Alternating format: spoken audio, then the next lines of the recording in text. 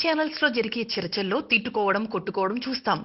ఒక కారణం కోసం, సమాజం మేలు కోసం వాదోపవాదాలు జరుగుతాయి. కానీ బుల్లితెర షోస్ లో చూస్తుంటే ఒక్కోసారి ఒకరినొకరు కొట్టుకోవడం, కోప్పడుకోవడం, అరుచుకోవడం చూస్తుంటే వీరు నిజంగా కొట్టుకుంటారేమో అని అనిపిస్తుంది. ఇదంతా రేటింగ్ కోసం. అక్కడ అలా ఉంటే ఇక్కడ ఇలా. మొన్న నాగబాబు, రోజా, సుధీర్ అండ్ టీమ్ ని గెటౌట్ అనగానే ఆ సెట్ లో ఉత్కంఠ నెలకొంది. లాస్ట్ కి ఈ మాటలు అన్నది స్కిట్ కోసమని తెలిసి అంతా లైట్ తీసుకున్నారు. ఈసారి స్టార్ మాలో వస్తున్న దేశముద్రులు వంతైంది. యాంకర్ అకుల్ కి, శ్రీముఖికి మధ్య గొడవైంది. నీ నోట్లో మాట ఒకటి, నీ మనసులో నడిచే మాట ఒకటి అని అకుల్ శ్రీముఖిని అనేస్తాడు. దాంతో శ్రీముఖి నువ్వు పర్సనల్ గా ఉద్దేశపూర్వకంగా దూషిస్తున్నావు అని అంటుంది. అందరూ చూస్తూ ఉంటే ధన్ రాజ్, అకుల్, శ్రీముఖిల ఫైట్ పెద్దగా మారింది.